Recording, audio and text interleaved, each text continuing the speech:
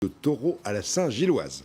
Autre série cette semaine, la semaine dernière on s'est promené au bord de quelques lacs italiens, mais il y en a aussi chez nous et on va découvrir toute la semaine quelques lacs de Franche-Comté.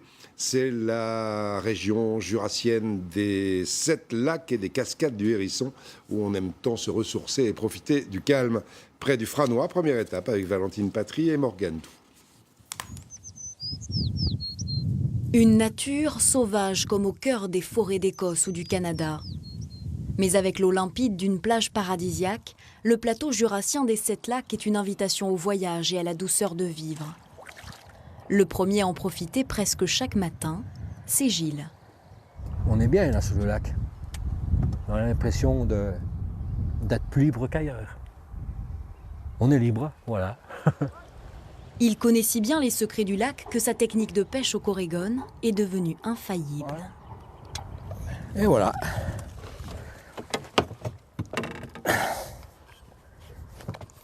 Mais pas vilain, peut-être limite. Il y a du poisson, oui. À mon avis, c'est des tonnes de poissons qu'il y a là dans ce lac. Et autour du lac d'Illé, il y a des centaines de randonneurs. Parmi eux, Christian connaît tous les sentiers qui mènent de lac en lac. Dans les sous-bois, ce botaniste aime dénicher les fleurs rares et protégées, comme les orchidées et les lys sauvages.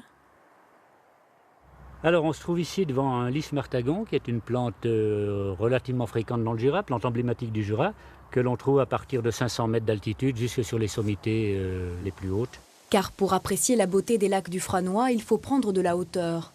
Christian nous conduit à ce belvédère situé à 1000 mètres d'altitude.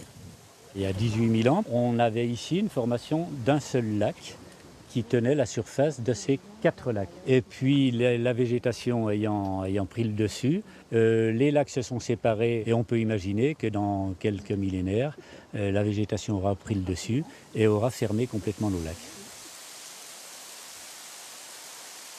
Des lacs qui donnent naissance à la rivière du Hérisson qui glisse sur la pierre calcaire et chute en formant une multitude de cascades.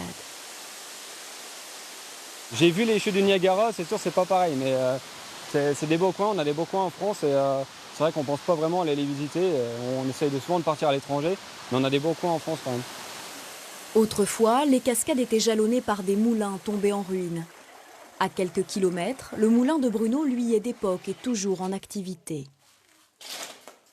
En plus de fabriquer son pain et 12 tonnes de farine par an, ce meunier aime transmettre son amour pour son travail aux jeunes générations.